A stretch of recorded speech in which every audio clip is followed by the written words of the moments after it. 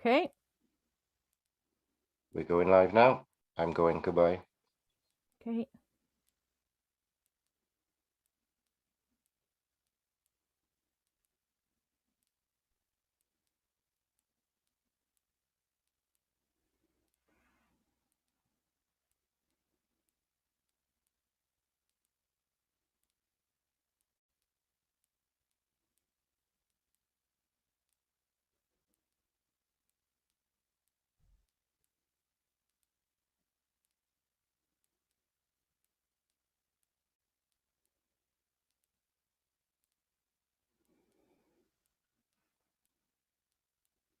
Hi, everybody. I think we're live now. I hope so.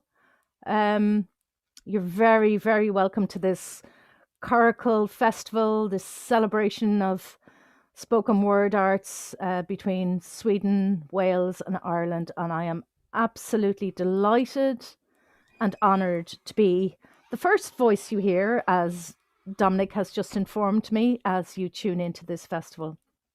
So I'm coming to you here from my little cubbyhole under the stairs in my home in Kilran, South Wexford, close to the ferry port of Rossiter Harbour in Ireland. And tonight I'm going to bring to you a flavour of the ancient myths and stories of the land of Ireland. And this land is absolutely steeped in mythology, like the very land itself is just calling out with stories. And over thousands of years, these stories of gods and goddesses and heroes of old have been told. And of course, one of the things we have to remember is that there wasn't a written tradition at the time. So none of these were written down in a contemporary sense. None of them were recorded in writing until after Christianization, after the monks came here. So they're mostly written down about the 6th century at the earliest by some of the early Christian monks who came here before Patrick. And then we have additions thrown in the 9th and 10th century. We have medieval kind of romanticized versions of them. And even during the Gaelic revival, probably in the 1900s, we would have had the likes of Yeats and Lady Gregory telling probably more sanitized versions of these stories. So I thought, what do I share with you in this brief opening with these amazing, amazing stories that have been in our oral tradition for certainly centuries, probably millennia? And what we know of them, we know through a number of manuscripts. Some of the key ones are the Book of Ballymote, Leabhar Bailliavota, Leabhar Bui na Lion, which is the Yellow Book of Leinster, and we have the Táin Bó Cúailnge, which is a major epic of a cattle raid, the cattle raid of Cooley, which tells the story of the hero Cuchulainn. And we have the one I'm going to focus on tonight, which is Leabhar Gabhála na hÉireann, directly translated as the Book of the Takings of Ireland, or better known as the Book of Invasions. And how we know the stories in the Book of Invasions is really, really interesting and concerns a character who I am really interested in and left a big impact on me when I came across the story, to the extent that one of my children is named Tuan after Tuan McCarroll. Because Tuan lived for hundreds of years on the land of Ireland. Tuan, we are told, is the son of Partholon, the very first tribe who came to live on the land of Ireland. So we can imagine a blank canvas, this beautiful land completely devoid of any human interference. And into this land comes this particular tribe, and Tuan is among them. But without too much detail given, we're told that some kind of plague, topical today, wipes out the entire race, all but one. And that one sole survivor is Tuan. So he tells us how he forages, he roams through the wilderness, he travels the whole length and breadth of the land. living on whatever he can, living on his wits, but with absolutely no human company. And for at least 30 years, 32 odd years, he is completely alone in the land. And he sees, but he doesn't engage with different waves of invaders, settlers who come to and from the land. He actually sees, he says, Anyaman, who is the brother of his own father, but he hides. He's so unused to human company.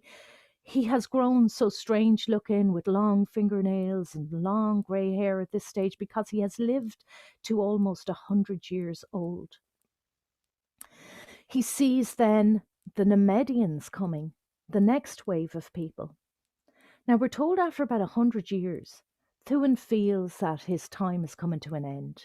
So he goes off to this cave, some versions say in Ulster, and he lies down basically to pass over, to move into the other world, to go to the land of the dead.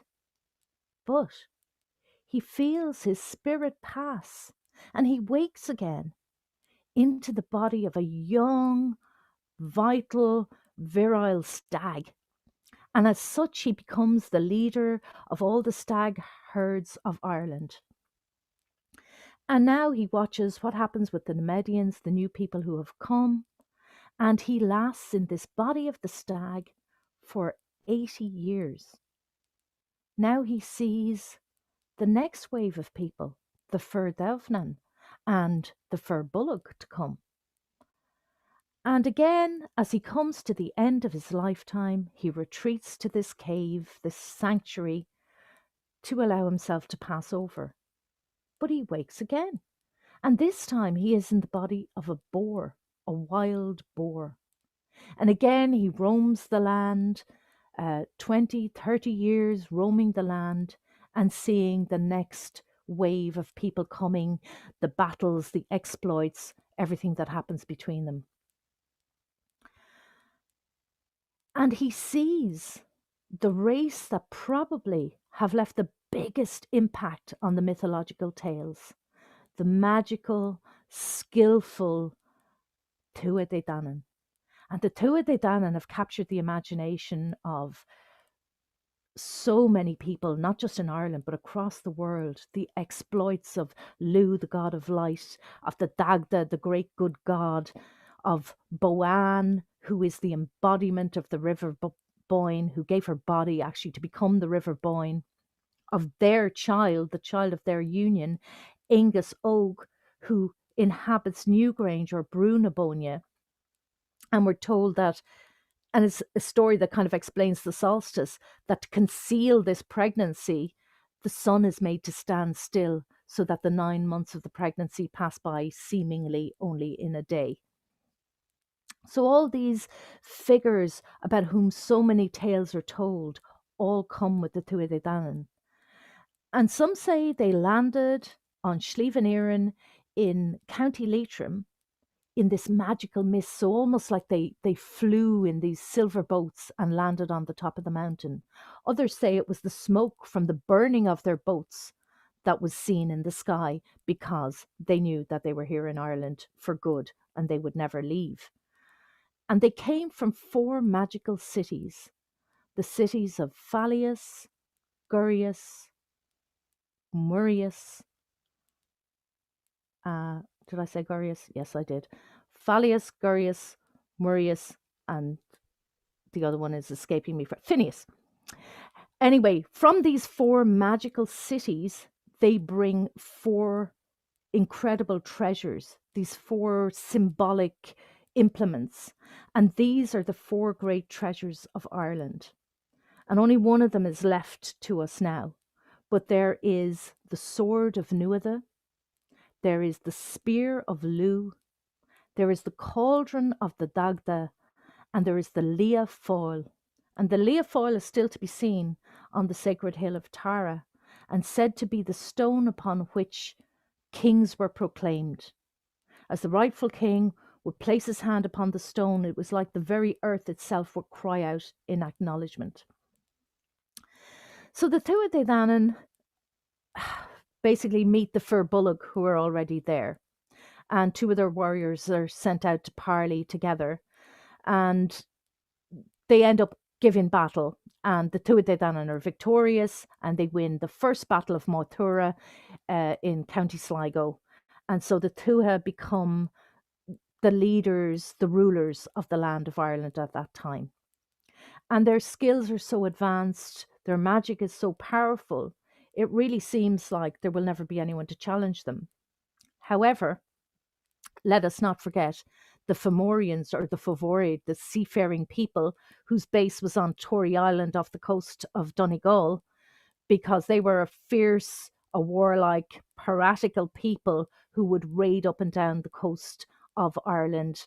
And eventually, in an attempt, to kind of, I suppose, limit the damage and create peace, King Nuada of the Tuatha Dé Danann made a treaty with the Fomorians.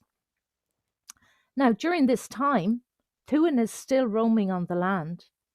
So he changes from originally human to stag, from stag to boar, and from boar, in his next transformation, he becomes hawk, or in some versions, eagle. Now, in this bird lifetime, he lives another 100 years, so he sees so much that goes on. He has witnessed the battle between the Firbolg and the Tuatha Dé Danann, but something even more lasting and dramatic is to come, because the tribe of Mill, the Milesians, the people who were the forerunners of the Gael and the Irish, were yet to come.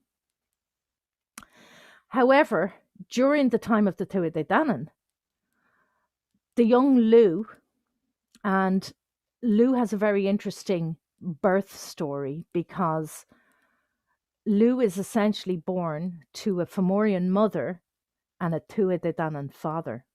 And it comes about in a peculiar way.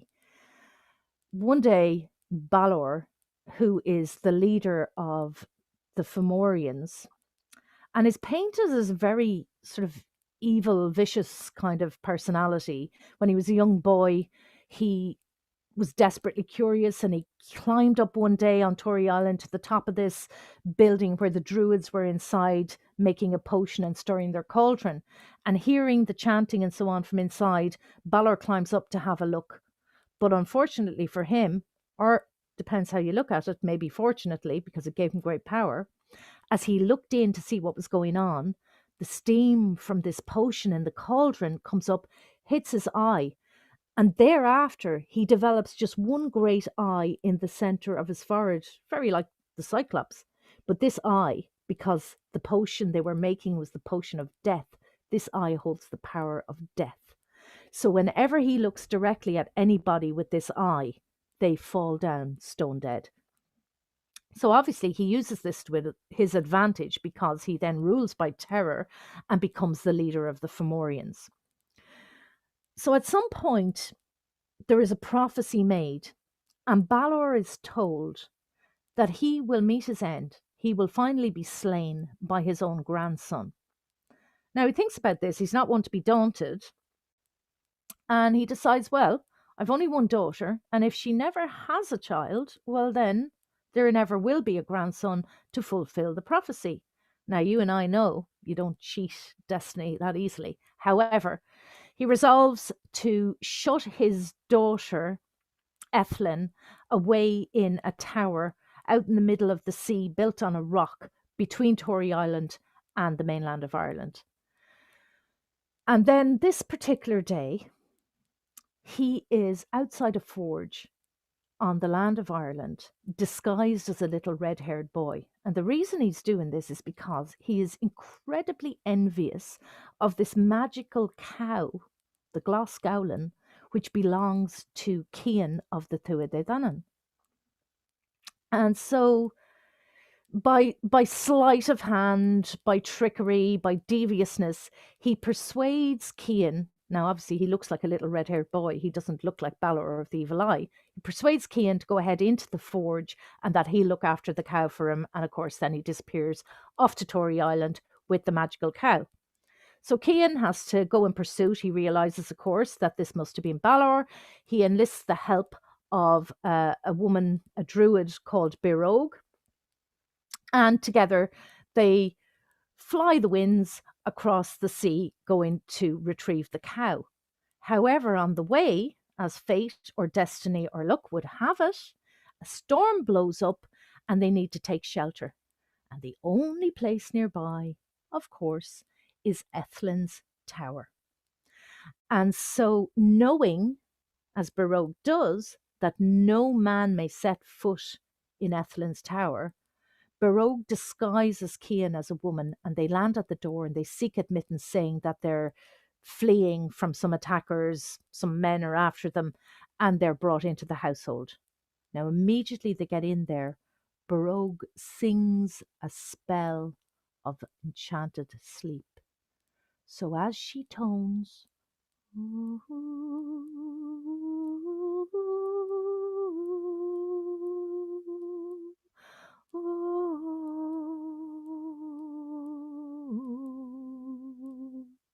everyone in the household falls into a deep, enchanted sleep. Everyone, that is, except herself, Cian, and Ethlin, whose chamber is at the very top of the tower. Cian makes his way up to the top of the tower, and he opens the door, and inside he sees this beautiful young woman, and he falls instantly in love with her. Now, the thing is, Ethlin, although she's never met a man in real life, has been having these dreams every night for a year. She has dreamed of this handsome warrior who basically comes and sweeps her off her feet, and she's already madly in love with him, although he is in her dream imagination. And yet, when Cian walks through that door of her chamber, she looks up and there is the very warrior from her dreams. So, of course, you can imagine what ensues, and the two of them make love. And then, as the household begins to awaken, Baroque says to Cian, "We have to go quickly." And they fly back to Ireland, decide to forget about the cow for the moment. Of course, because destiny will have its way and prophecy will see itself through, Ethlin becomes pregnant with Cian's child. It goes unnoticed for a while, as these things do, but at a certain point, the women of the household realise that Ethlin is with child, and they report this to her father, Balor. So Balor, of course, flies into an absolute rage and says, "No way is this upstart, this child, going to live to slay me. So he will be destroyed as soon as he is born." And he gives order that as soon as the birth takes place, the baby is to be taken and thrown from the top of the tower. Now, he reckons, of course, without Barogue's magic and Cian's determination and Cian's love for Ethlin. So when the birth happens, and in some versions of this story, we're told there are triplets, in some versions, only one. But one way or another, the baby is taken and flung from the top of the tower to either be dashed on the rocks below or to drown in the sea. But Barogue is waiting, and she is riding the winds. And as the baby drops from the tower, she catches her in her shawl, and she wraps up the baby, and she flies back on the winds, back to Ireland, where she gives him to Cian, his father. Now, for a while, he's fostered by Manannán, the god of the sea, Manannán mac Lir.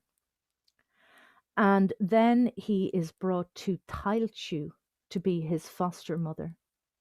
Tailtiu has an amazing story also, because Tailtiu is the one responsible for agriculture in Ireland, for tilling and sowing the land and basically showing how to grow the grain. So she's honoured at the time of Lunasa at harvest time every year.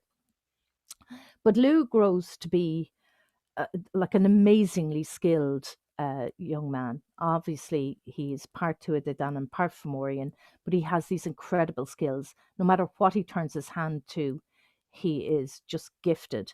He has the name Lou Love Ada because of his skill with throwing. And the time comes when he goes to approach the royal household and seek admittance to become one of King Nuada's helpers, basically one of the royal household, and take his place as a warrior.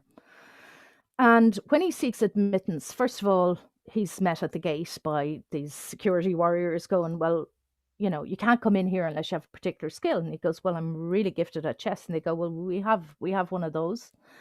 Well, I am amazing at spear throwing. Yeah, well, we have more than one of those actually. I am brilliant at metalwork. Oh, well, we have. And so it goes on. No matter what he says, they say, we have one of those. And then he goes, okay, I'm going to ask you this. Do you have any one person who has all of these skills? And they go, no.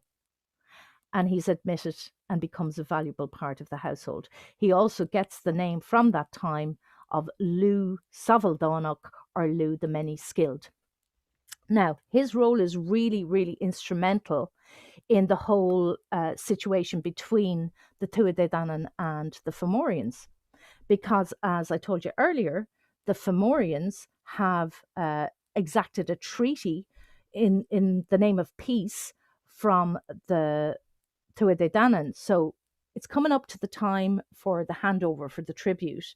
And basically it's like tithes, taxes of grain and of people to go over to Tory Island and to be used by Balor.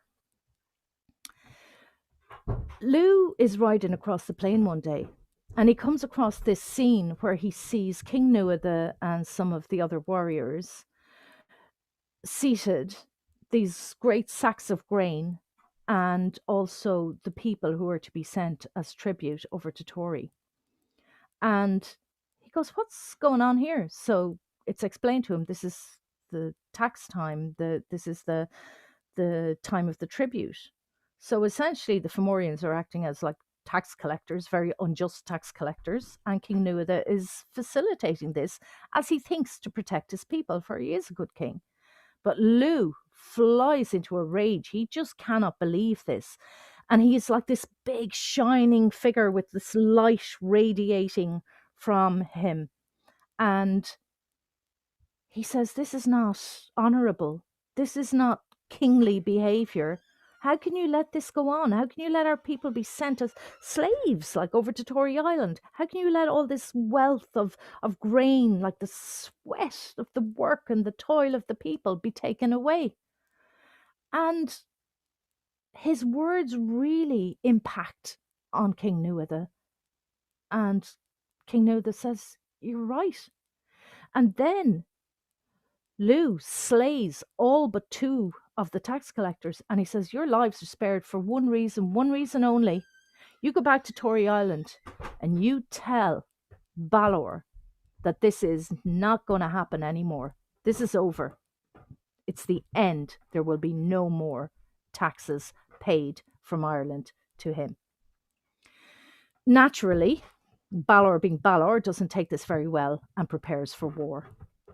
And so the battle begins on the plain of Moytura, the same place where the first battle of Moytura happened between the Tuatha Dé Danann and the Firbolg.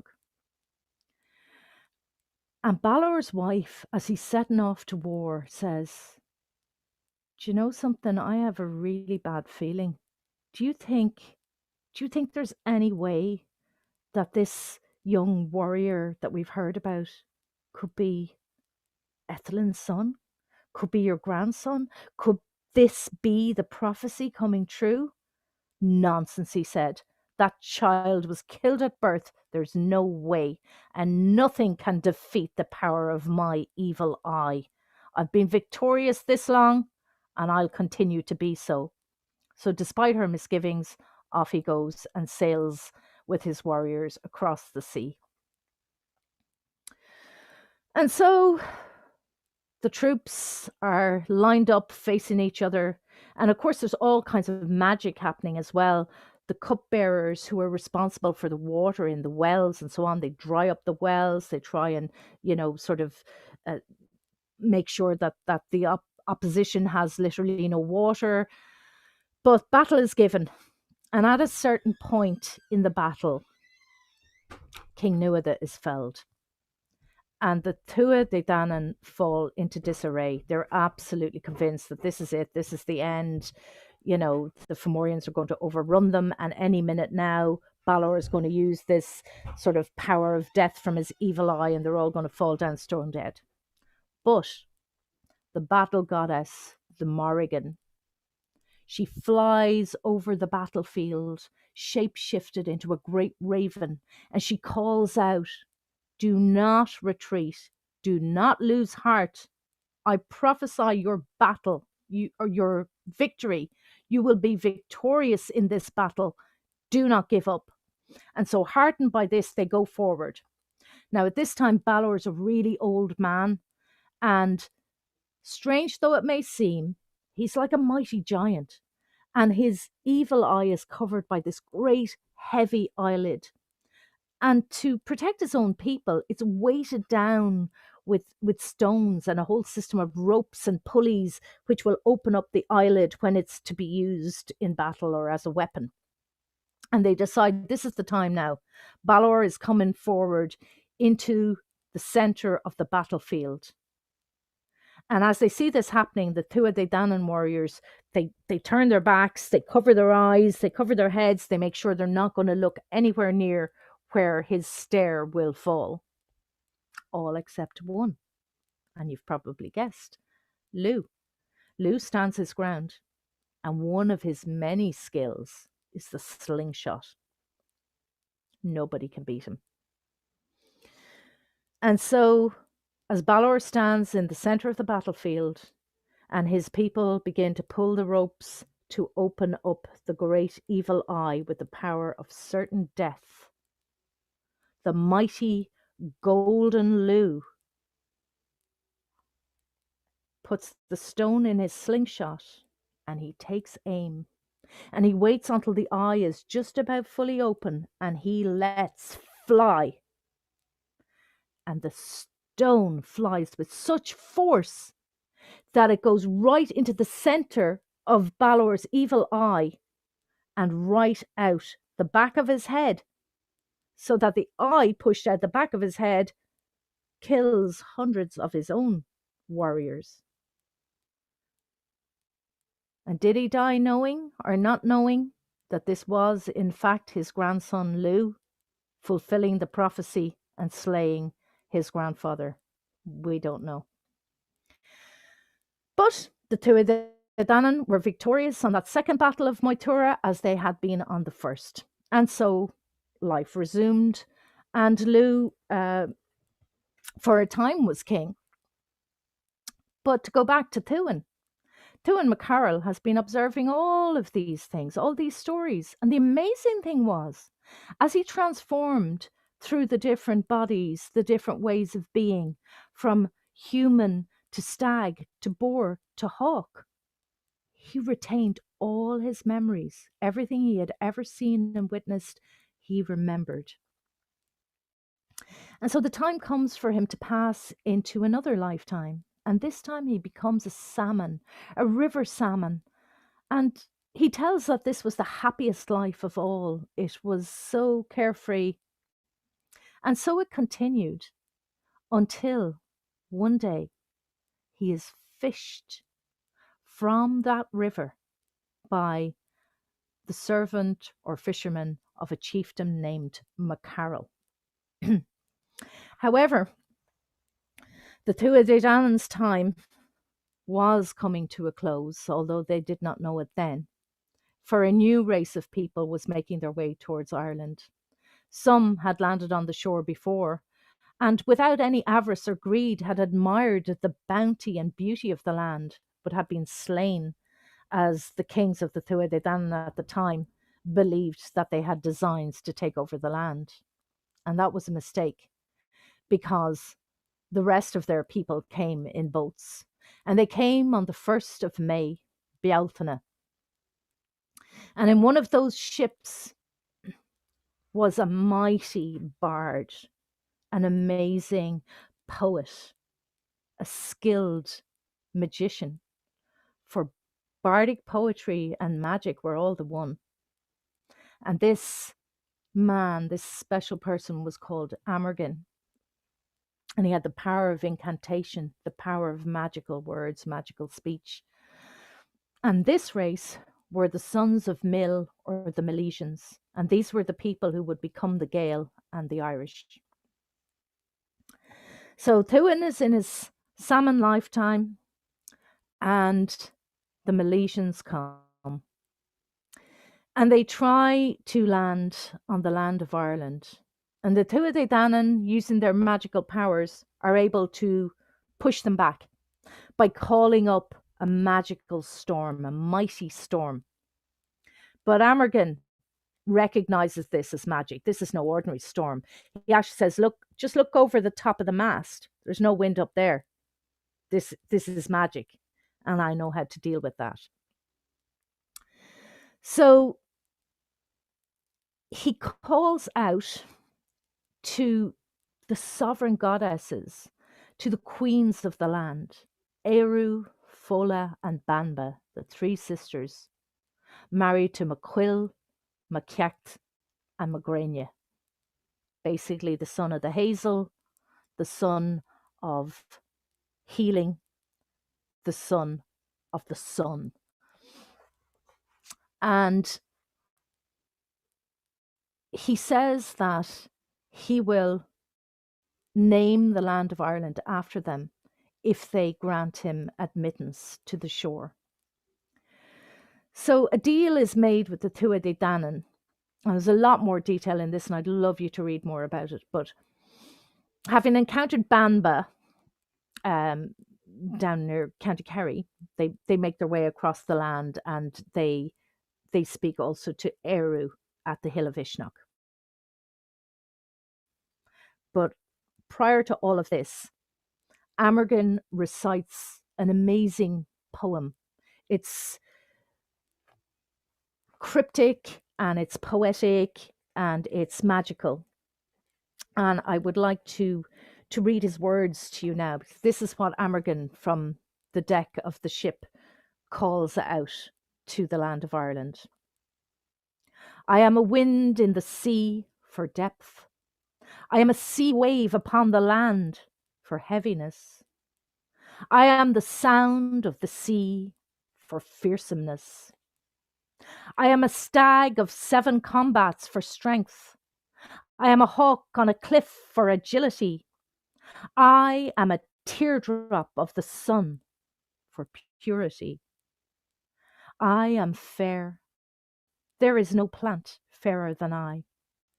I am a boar for valor, for harshness. I am a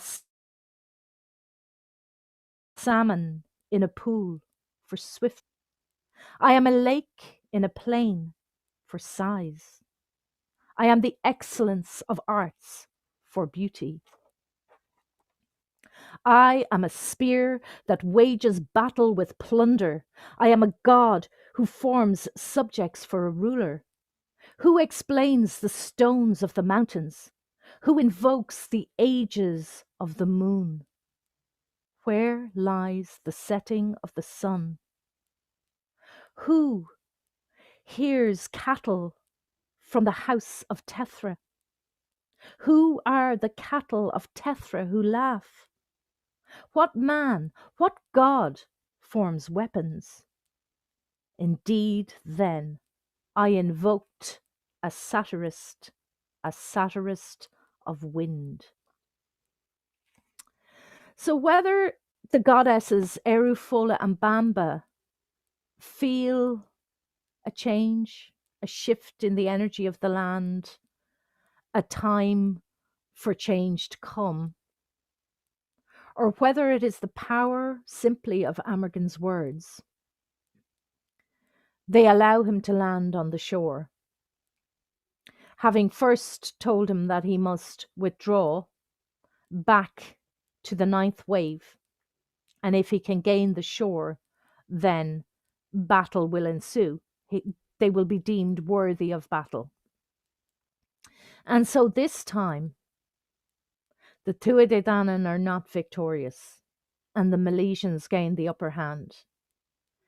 And the Tuatha Dé Danann, after their long reign, decide that they will not live as conquered people on the land, but instead they will take their skills and their gifts and their magic, and they will retreat into the other world, into the mounds of the Sidhe, into the hollow hills of Ireland, and become the people of the other world, the fair folk, the Sidhe.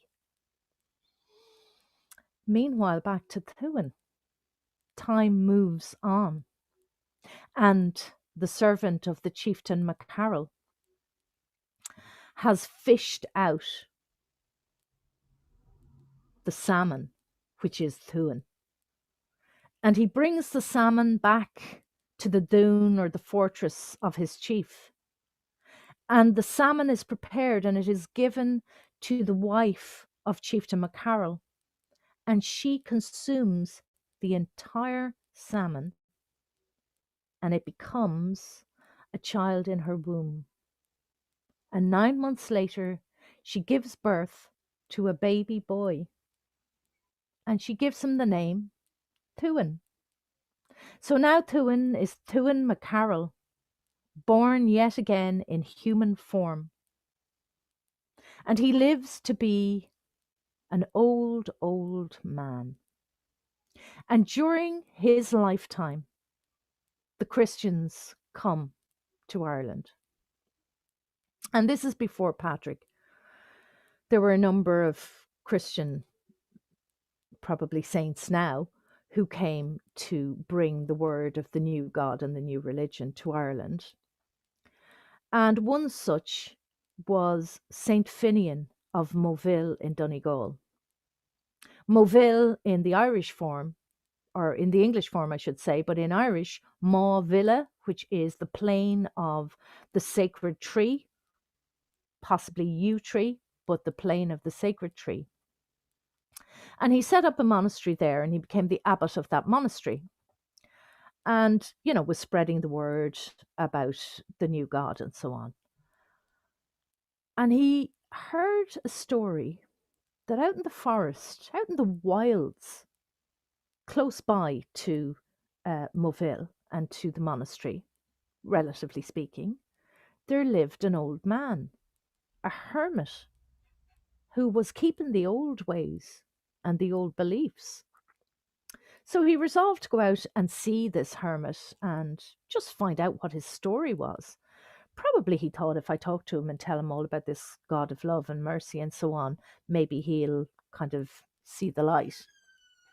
Anyway, as you probably guessed, this old hermit was in fact Tuin MacCarroll, now an old man in his second human life. So St. Finian finds his dwelling place and he knocks on the door and he calls up who he is, St. Finian from the monastery, and that he's come to chat to him. Now, Tuin isn't overly impressed by the fact that the abbot of the monastery of this new religion is knocking on his door, so he ignores him. He doesn't let him in at all. Now, the thing is, that kind of was very much against the code of honour and hospitality. And so St. Finian, because, the monks in those days were no strangers to the whole bardic art either, St. Finian composes a satire. And try and sort of imagine that the satire is not just like our satirical articles or like our online Waterford Whispers or any of those. The satire had magical power. It had the power of the magical word. It could destroy kings. It could ruin lives. And so the satire was basically castigating Tuin for his lack of hospitality, his lack of generosity of spirit. So stung by this, he comes down, opens the door to St. Finian and brings him in. And the two sit down and they have a chat. And over the course of this conversation, Tuin mentions things about the Fir Bullock, about the First Battle of Moytura, about Balor of the Evil Eye. And Sir Finian is looking at him and he's going, how can you know these things? And Tuin says, oh, well, I remember. And he said, but how could you remember? He's like, this is hundreds and hundreds of years you're talking about. How could anybody remember stuff from before they were born? Ah, says Tuin, let me tell you my story. And so he tells him of the plague that wiped out the first race of inhabitants of Ireland, of his years wandering alone in the wilderness, of his transformations into stag and boar and hawk and salmon, of how he was finally fished out of the river and brought to the wife of the chieftain MacCarroll to be born again in human form as the person he now is, Tuin MacCarroll. And St. Finian is astounded in absolute wonder at this tale. No doubt he didn't really believe it, or if he believed it, he thought somehow God has given him, the gift of these things. But he was so struck by the tales, he said, Tuin, would you please come to the monastery with me so that my scribes who write down manuscripts and collect all the tales and the information might write down these stories. And Tuin was well pleased with this because he was an old man and he wasn't sure what was going to happen at the end of this human lifetime. He thought maybe this might be his last. And so he went to the monastery in Moville in County Donegal, and under the watchful eye of St. Finian, the scribes wrote down all the stories of everything that Tuin had witnessed and experienced. And that manuscript became Leabhar Gabhála na hÉireann, the Book of Invasions. And there ends our story for this evening. And I really do hope you enjoyed that little taste of my absolute passion, which is the mythology and stories and the ancient gods and heroes of my land, the pre-Celtic stories of the land. And if you're interested in exploring further,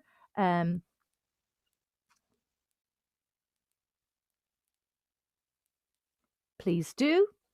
There's a number of resources I recommend. A great book called The Celtic Heroic Age by John Carey and John T. Cock. Over Nine Waves by Mary Heaney, the wife of Seamus Heaney. And Rod O'Donoghue's Heroic Landscapes. And if you want to dip into my website, it is Coiresois, COIRESOIS, School of Irish Spirituality.com. And I really hope you enjoy that and enjoy the rest of the festival. I know there's an amazing piece coming up at 7:30 and so much wonderful poetry and spoken word to come. And it's been my pleasure to be with you this evening. So thank you so much. Buíochas diolch tak. Thank you, Deirdre. A wonderful, wonderful event.